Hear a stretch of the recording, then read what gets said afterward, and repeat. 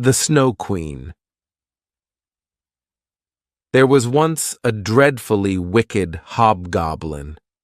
One day he was in capital spirits because he had made a looking-glass which reflected everything that was good and beautiful in such a way that it dwindled almost to nothing, but anything that was bad and ugly stood out very clearly and looked much worse. The most beautiful landscapes looked like boiled spinach, and the best people looked repulsive or seemed to stand on their heads with no bodies. Their faces were so changed that they could not be recognized, and if anyone had a freckle, you might be sure it would be spread over the nose and mouth. That was the best part of it, according to the hobgoblin. But one day the looking-glass was dropped, and it broke into 1,000,000 billion and more pieces. Now came the greatest misfortune of all, for each of the pieces was hardly as large as a grain of sand, and they flew about all over the world, and if anyone had a bit in his eye, there it stayed, and then he would see everything awry, or else could only see the bad sides of a case. For every tiny splinter of the glass possessed the same power that the whole glass had. Some people got a splinter in their hearts, and that was dreadful, for then it began to turn into a lump of ice.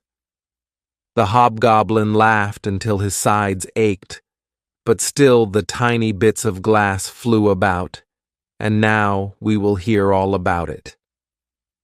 In a large town where there were so many people and houses that there was not room enough for everybody to have gardens, lived 2 poor children. They were not brother and sister, but they loved each other just as much as if they were. Their parents lived opposite one another in 2 attics, and out on the leads they had put 2 boxes filled with flowers. There were sweet peas in it, and 2 rose trees, which grow beautifully, and in summer the 2 children were allowed to take their little chairs and sit out under the roses. Then they had splendid games. In the winter they could not do this, but then they put hot pennies against the frozen window panes and made round holes to look at each other through. His name was Dave, and hers was Raima. Outside, it was snowing fast. "Those are the white bees swarming," said the old grandmother. "Have they also a queen bee?" asked the little boy, for he knew that the real bees have one. "To be sure," said the grandmother. "She flies wherever they swarm the thickest. She is larger than any of them, and never stays upon the earth, but flies again up into the black clouds. Often at midnight she flies through the streets and peeps in at all the windows, and then they freeze in such pretty patterns and look like flowers." "Yes, we have seen that," said both children. They knew that it was true. "Can the Snow Queen come in here?" asked the little girl. "Just let her," cried the boy. "I would put her on the stove and melt her." The grandmother stroked his hair and told some more stories. In the evening, when little Dave was going to bed, he jumped on the chair by the window and looked through the little hole. A few snowflakes were falling outside, and one of the largest lay on the edge of one of the window boxes. The snowflake grew larger and larger until it took the form of a maiden dressed in finest white gauze. She was so beautiful and dainty, but all of ice, hard, bright ice. Still, she was alive. Her eyes glittered like 2 clear stars, but there was no rest or peace in them. She nodded at the window and beckoned with her hand. The little boy was frightened and sprang down from the chair. It seemed as if a great white bird had flown past the window. The next day, there was a harder frost than before. Then came the spring, and then the summer, when the roses grew and smelled more beautiful than ever. Dave and Rama were looking at one of their picture books. The clock in the great church tower had just struck 5, when Dave exclaimed, "Oh, something has stung my heart, and I've got something in my eye." The little girl threw her arms around his neck. He winked hard with both his eyes, but no, she could see nothing in them. "I think it is gone now," said he, but it had not gone. It was one of the tiny splinters of the glass of the magic mirror which we have heard about, that turned everything great and good reflected in it small and ugly. Poor Dave had also a splinter in his heart, and it began to change into a lump of ice. It did not hurt him at all, but the splinter was there all the same. "Why are you crying?" he asked. "It makes you look so ugly. There's nothing the matter with me. Just look. That rose is all slug-eaten, and this one is stunted. What ugly roses they are." And he began to pull them to pieces. "Dave, what are you doing?" cried the little girl. When he saw how frightened she was, he pulled off another rose, and ran in at his window away from dear little Rima.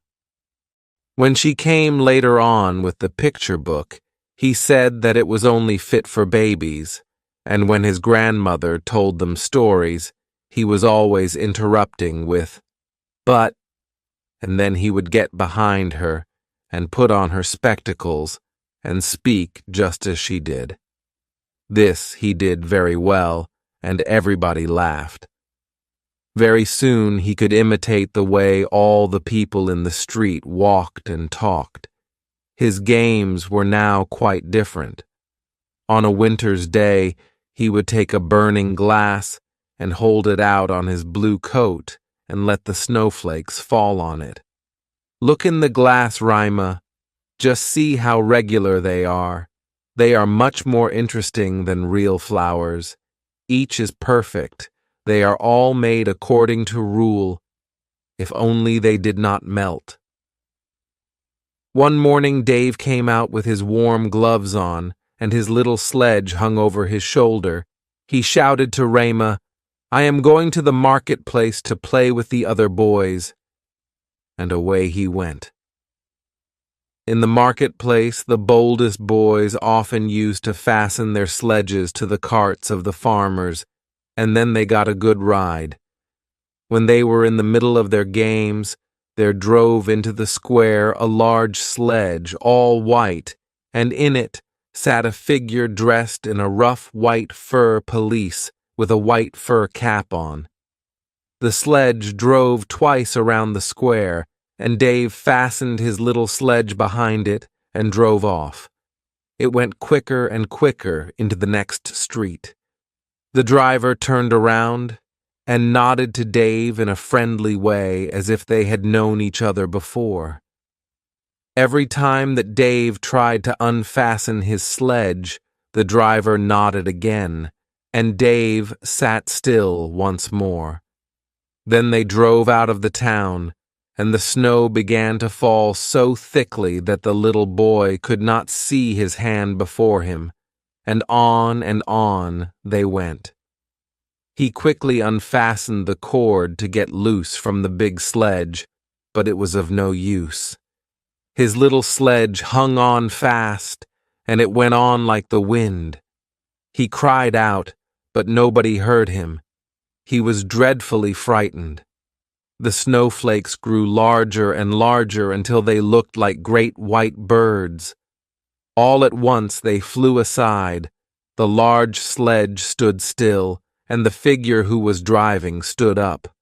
The fur cloak and cap were all of snow. It was a lady, tall and slim and glittering. It was the Snow Queen. "We have come at a good rate," she said, "but you are almost frozen. Creep in under my cloak." She set him close to her in the sledge and drew the cloak over him. He felt as though he were sinking into a snowdrift. "Are you cold now?" she asked, and kissed his forehead. The kiss was cold as ice and reached down to his heart, which was already half a lump of ice. My sledge. Don't forget my sledge. He thought of that first, and it was fastened to one of the great white birds who flew behind with the sledge on its back. The Snow Queen kissed Dave again, and then he forgot all about little Rima, his grandmother, and everybody at home. "Now I must not kiss you any more," she said, "or else I should kiss you to death." Then away they flew over forests and lakes, over sea and land. Around them whistled the cold wind, the wolves howled, and the snow hissed. Over them flew the black, shrieking crows. High up the moon shone large and bright, and thus Dave passed the long winter night. In the day he slept at the Snow Queen's feet. Rima goes in search of her friend Dave, who has been kidnapped by the beautiful Snow Queen. Her journey brings her to a witch with a lovely garden, where it is always warm summer. Rima forgets all about Dave until she notices that just one flower is missing from the garden. She meets a friendly crow who says he has seen a boy who looks like Dave. He is now living in a splendid palace. What happened to little Rima when Dave did not come back? What had become of him? Nobody knew. The other boys told how they had seen him fasten his sledge onto a large one, which had driven out of the town gate. Rima cried a great deal. The winter was long and dark to her. Then the spring came with warm sunshine. "I will go and look for Dave," said Rima. So she went down to the river and got into a little boat that was there. Presently, the stream began to carry it away. "Perhaps the river will take me to Dave," thought Rima. She glided down, past trees and fields, until she came to a large cherry garden in which stood a little house with strange red and blue windows and a straw roof.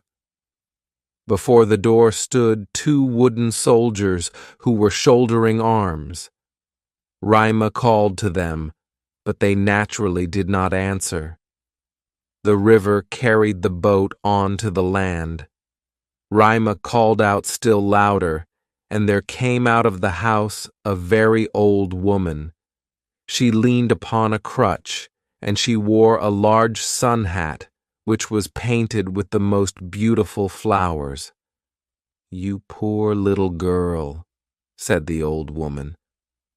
Then she stepped into the water, brought the boat in close with her crutch, and lifted little Rima out. "Now come and tell me who you are and how you came here," she said. Rima told her everything and asked her if she had seen Dave. She said he had not passed that way yet, but he would soon come. She also told Rima not to be sad, and that she should stay with her, and take of the cherry trees and flowers, which were better than any picture book, as they could each tell a story. She then took Rima's hand and led her into the little house and shut the door. The windows were very high, and the panes were red, blue, and yellow, so that the light came through in curious colors. On the table were the most delicious cherries, and the old woman let Rima eat as many as she liked, while she combed her hair with a golden comb as she ate. Her beautiful sunny hair rippled and shone around her dear little face, which was so soft and sweet. "I have always longed to have a dear little girl just like you. and you shall see how happy we will be together." As she combed Rima's hair, Rima thought less and less about Dave. For the old woman was a witch, but not a wicked witch, for she only enchanted now and then to amuse herself, and she did want to keep little Rima very much.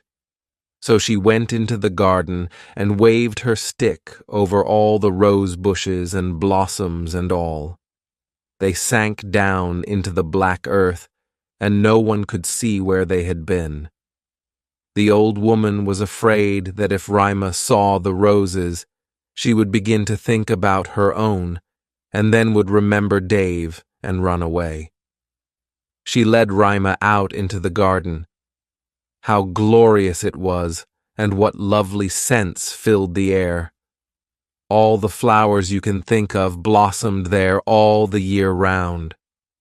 Rima jumped for joy and played there until the sun set behind the tall cherry trees, and then she slept in a beautiful bed with red silk pillows filled with violets, and she slept soundly and dreamed as a queen does on her wedding day. The next day she played again with the flowers in the warm sunshine, and so many days passed by.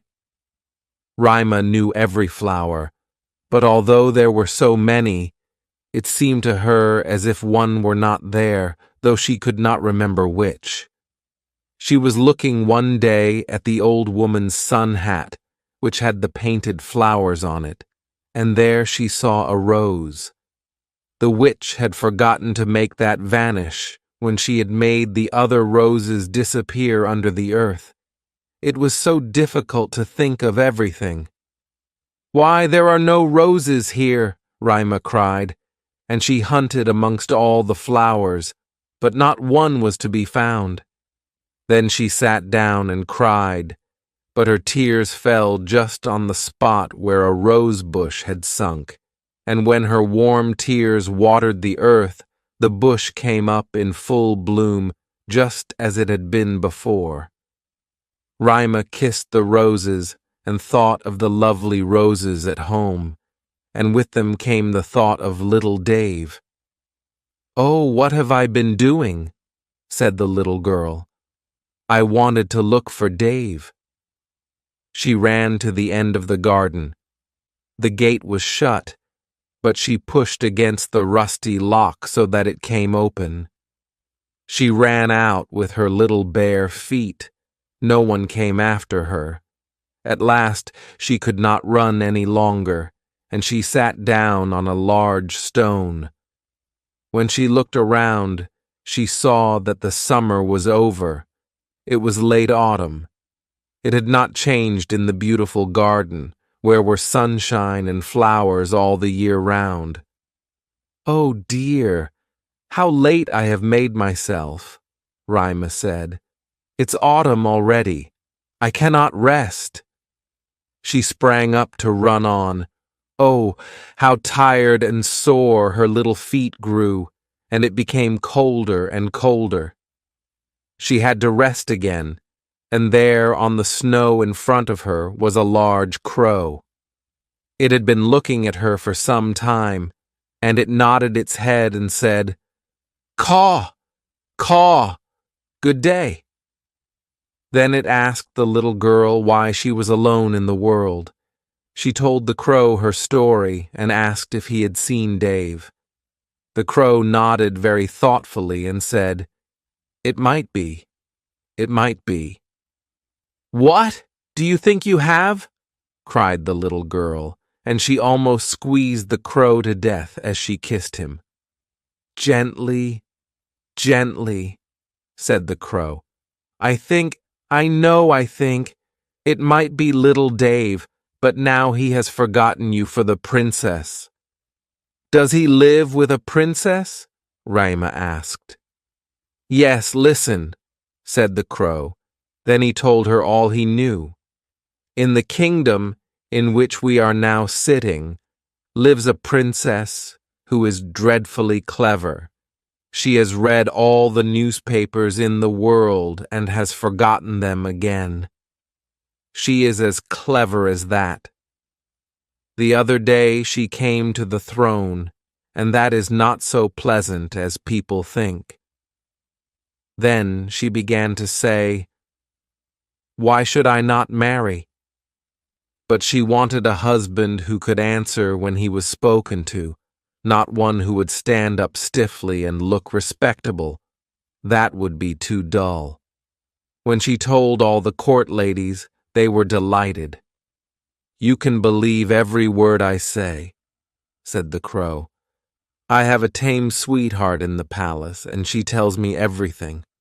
Of course his sweetheart was a crow. The newspapers came out next morning with a border of hearts round it, and the princess's monogram on it, and inside you could read that every good-looking young man might come into the palace and speak to the princess, and whoever should speak loud enough to be heard would be well fed and looked after, and the one who spoke best should become the princess' husband.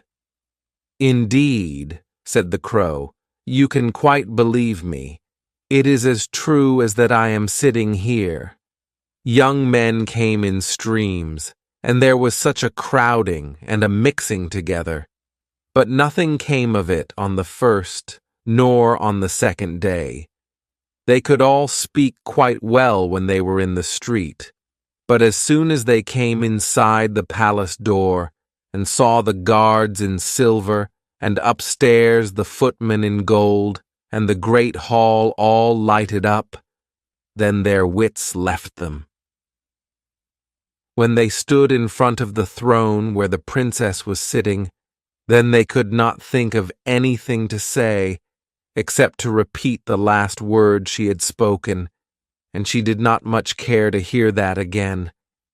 It seemed as if they were walking in their sleep until they came out into the street again, when they could speak once more. There was a row stretching from the gate of the town up to the castle. They were hungry and thirsty, but in the palace they did not even get a glass of water. A few of the cleverest had brought some slices of bread and butter with them, but they did not share them with their neighbor. "If he looks hungry, the princess will not take him," they thought. "But what about Dave?" Rama asked. "When did he come? Was he in the crowd? Wait a bit. We are coming to him." On the third day a little figure came without horse or carriage and walked jauntily up to the palace. His eyes shone as yours do. He had lovely curling hair, but quite poor clothes. "That was Dave!" cried Rama with delight. "Oh, then I have found him!" And she clapped her hands. "He had a little bundle on his back," said the crow. "No, it must have been his skates, for he went away with his skates." "Very likely," said the crow. "I did not see for certain, but I know this from my sweetheart, that when he came to the palace door and saw the royal guards in silver, and on the stairs the footmen in gold, he was not the least bit put out. He nodded to them, saying, 'It must be rather dull standing on the stairs. I would rather go inside.' The halls blazed with lights. Counselors and ambassadors were walking about in noiseless shoes carrying gold dishes. It was enough to make one nervous. His boots creaked dreadfully loud, but he was not frightened. "That must be Dave," Rima said. "I know he had new boots on. I have heard them creaking in his grandmother's room." "They did creak, certainly," said the crow. And not one bit afraid, up he went to the princess, who was sitting on a large pearl as round as a spinning wheel. All the ladies in waiting were standing around, each with their attendants, and the lords in waiting with their attendants. The nearer they stood to the door, the prouder they were. "It must have been dreadful," said little Rama. "And Dave did win the princess?" I heard from my tame sweetheart that he was merry and quick-witted. He had not come to woo, he said, but to listen to the princess's wisdom. The end of it was that they fell in love with each other. "Oh, yes, that was Dave," said Rayma. "He was so clever. He could do sums with fractions. Oh, do lead me to the palace." "That's easily said," answered the crow. "But how are we to manage that? I must talk it over with my tame sweetheart. She may be able to advise us, for I must tell you that a little girl like you could never get permission to enter it." "Yes, I will get it," said Rayma. "When Dave hears that I am there, he will come out at once and fetch me." "Wait for me by the railings," said the crow, and he nodded his head and flew away. It was late in the evening when he came back. "Caw, caw," he said. "I am to give you her love, and here is a little roll for you." She took it out of the kitchen. "There's plenty there, and you must be hungry. You cannot come into the palace. The guards in silver and the footmen in gold would not allow it, but don't cry. You shall get in all right. My sweetheart knows a little back stairs which leads to the sleeping room, and she knows where to find the key." They went into the garden, and when the lights in the palace were put out one after the other, the crow led Rayma to a back door. Oh, how Rayma's heart beat with anxiety and longing. It seemed as if she were going to do something wrong, but she only wanted to know if it were little Dave. Yes, it must be he. She remembered so well his clever eyes, his curly hair. She could see him smiling as he did when they were at home under the rose trees. He would be so pleased to see her and to hear how they all were at home. Now they were on the stairs. A little lamp was burning, and on the landing stood the tame crow. She put her head on one side and looked at Rayma, who bowed as her grandmother had taught her. "My betrothed has told me many nice things about you, my dear young lady," she said. "Will you take the lamp while I go in front? We'll go this way so as to meet no one." Through beautiful rooms, they came to the sleeping room.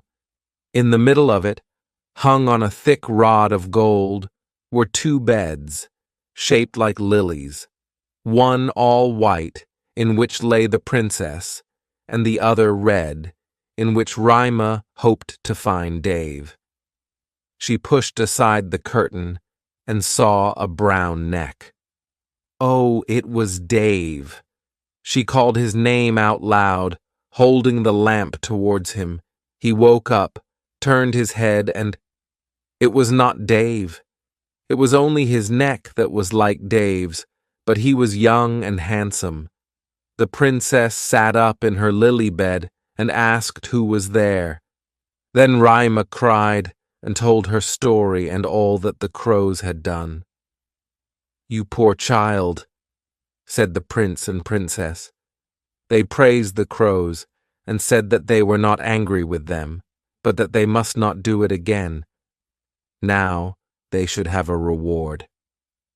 "Would you like to fly away free?" said the princess. "Or will you have a permanent place as court crows with what you can get in the kitchen?" Both crows bowed and asked for a permanent appointment, for they thought of their old age. They put Rayma to bed, and she folded her hands, thinking as she fell asleep, "How good people and animals are to me." The next day she was dressed from head to foot in silk and satin. They wanted her to stay on in the palace, but she begged for a little carriage and a horse, and a pair of shoes so that she might go out again into the world to look for Dave. They gave her a muff as well as some shoes. She was warmly dressed, and when she was ready, there in front of the door stood a coach of pure gold, with a coachman, footman, and postilions with gold crowns on. The prince and princess helped her into the carriage and wished her good luck. The wild crow, who was now married, drove with her for the first 3 miles. The other crow could not come because she had a bad headache.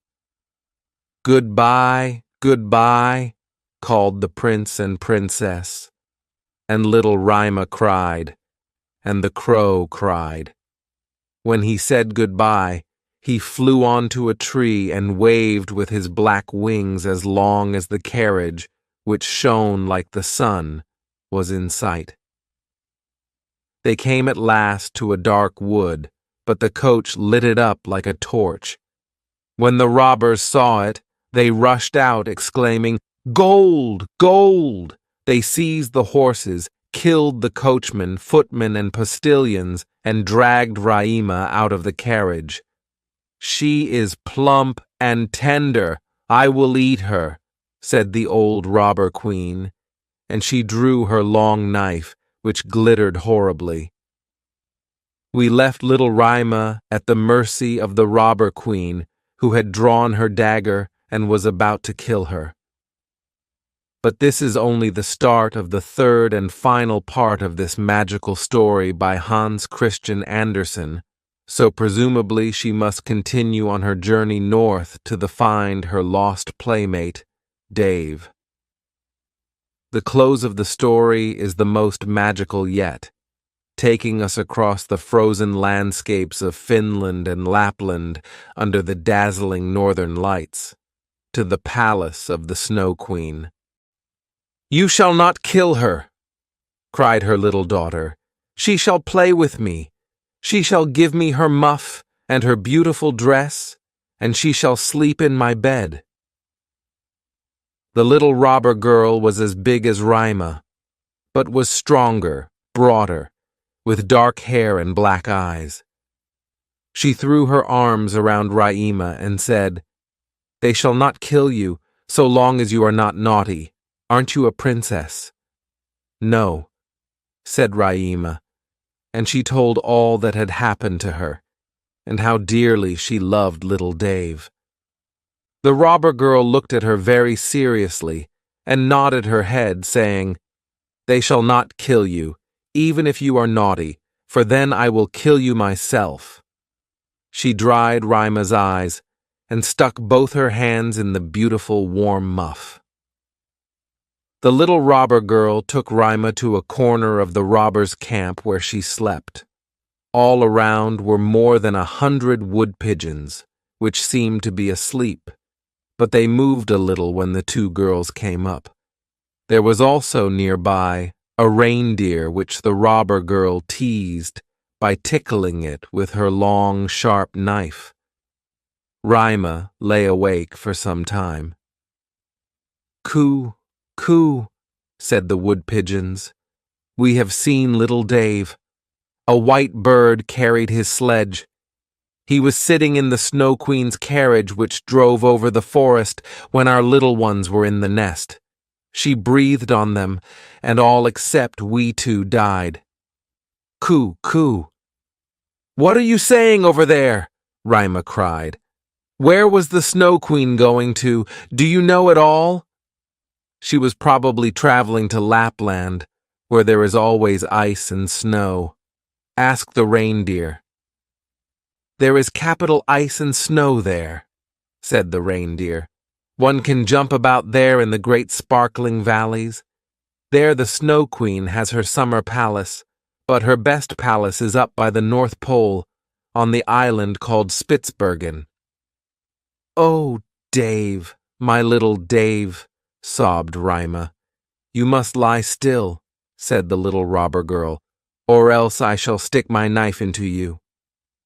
In the morning, Rima told her all that the wood pigeons had said. She nodded. "Do you know where Lapland is?" she asked the reindeer. "Who should know better than I?" said the beast, and his eyes sparkled. "I was born and bred there on the snowfields." "Listen," said the robber girl to Rima. "You see that all the robbers have gone. Only my mother is left, and she will fall asleep in the afternoon. Then I will do something for you."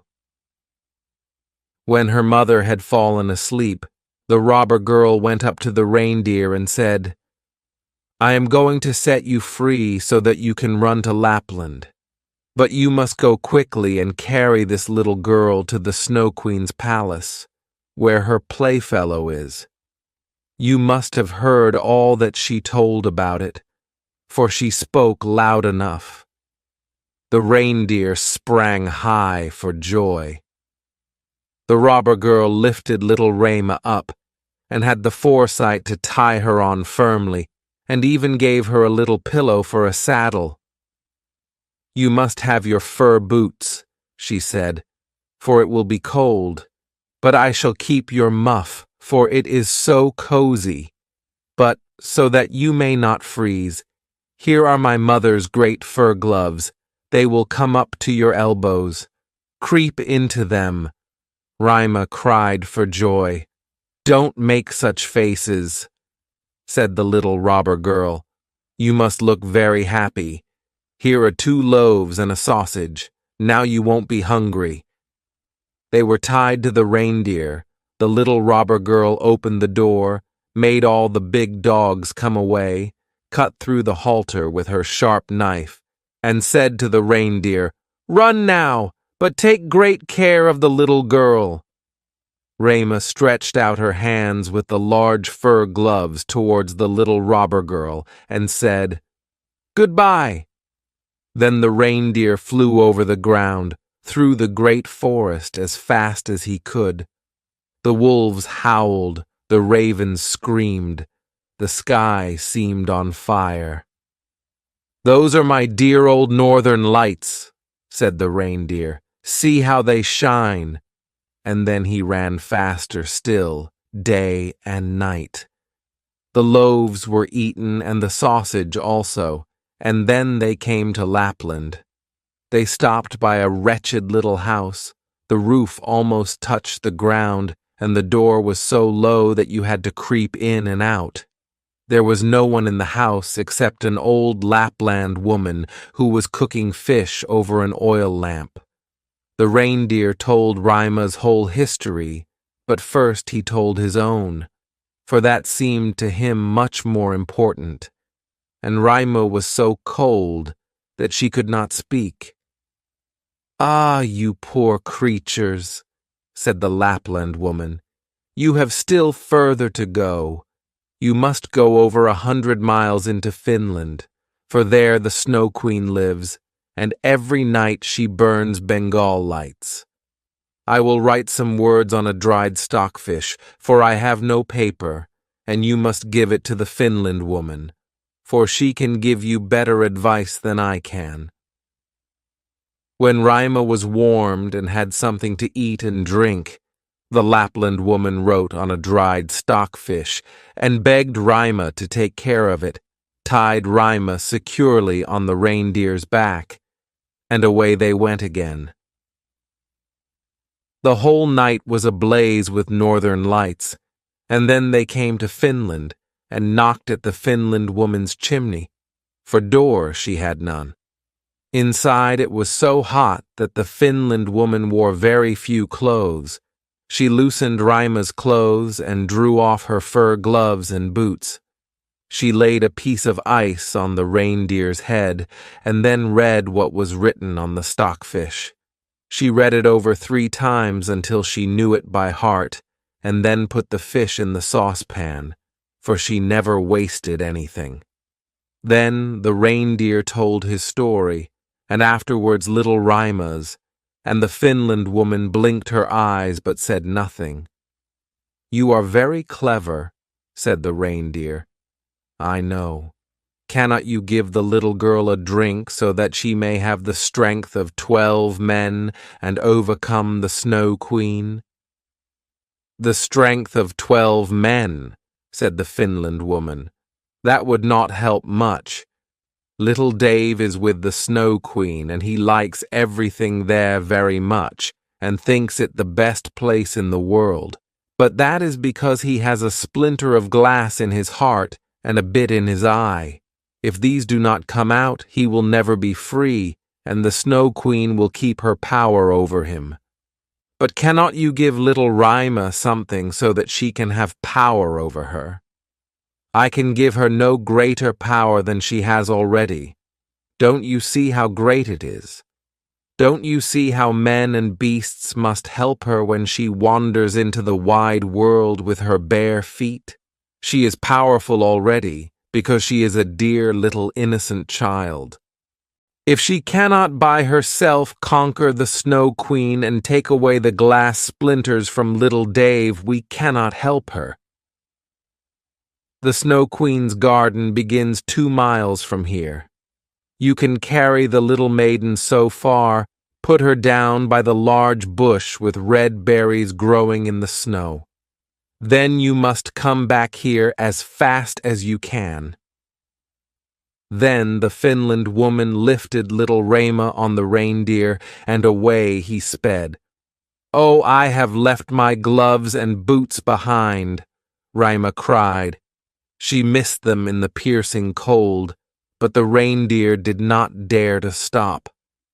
On he ran until he came to the bush with red berries.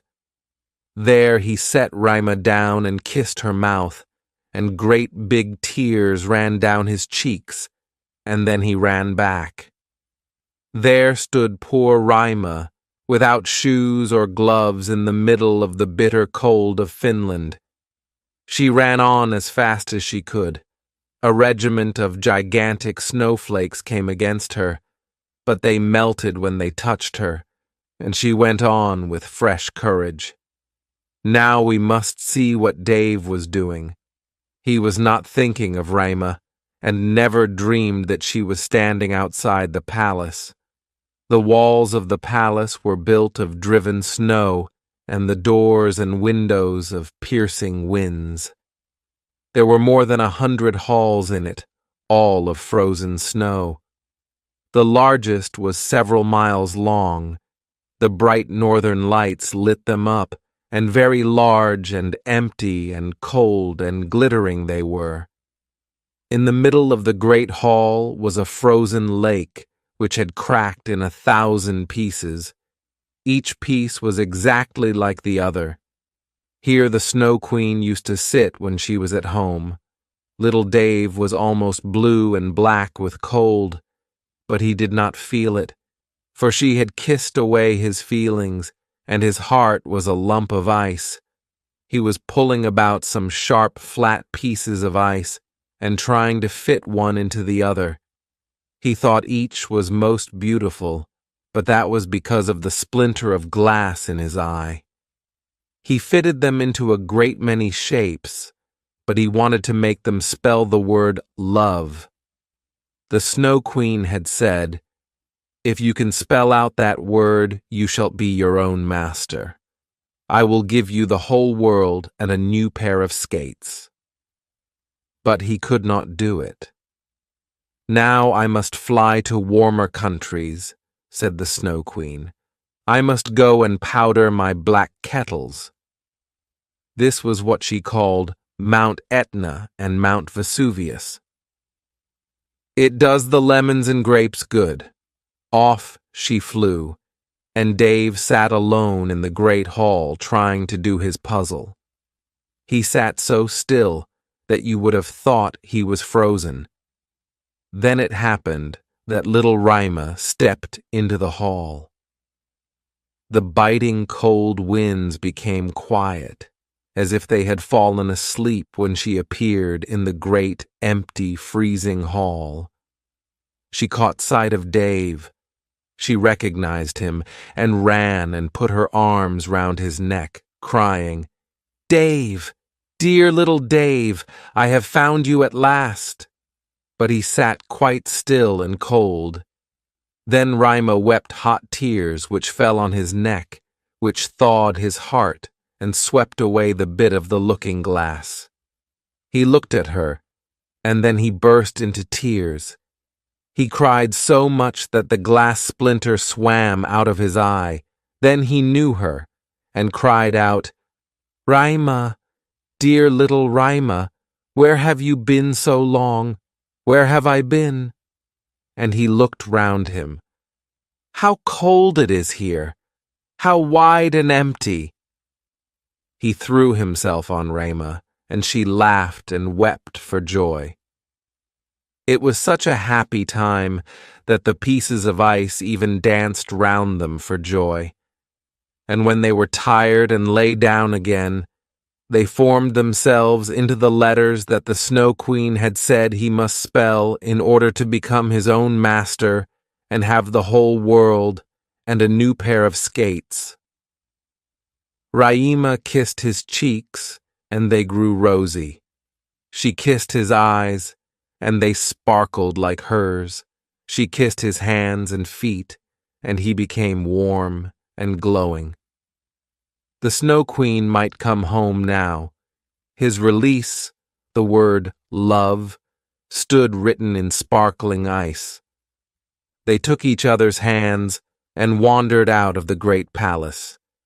They talked about the grandmother and the roses on the leads. Wherever they came, the winds hushed and the sun came out. When they reached the bush with red berries, there stood the reindeer waiting for them. He carried Dave and Rama first to the Finland woman, who warmed them in her hot room and gave them advice for their journey home. Then they went to the Lapland woman, who gave them new clothes and mended their sleigh. The reindeer ran with them until they came to the green fields fresh with the spring green. Here he said goodbye. They came to the forest, which was bursting into bud, and out of it came a splendid horse which Rima knew. It was the one which had drawn the gold coach, ridden by a young girl with a red cap on and pistols in her belt. It was the little robber girl who was tired of being at home and wanted to go out into the world. She and Rima knew each other at once. "You are a nice fellow," she said to Dave. "I should like to know if you deserve to be run all over the world." Rima patted her cheeks and asked after the prince and princess. "They are traveling about," said the robber girl. "And the crow?" Rima asked. "Oh, the crow is dead," answered the robber girl.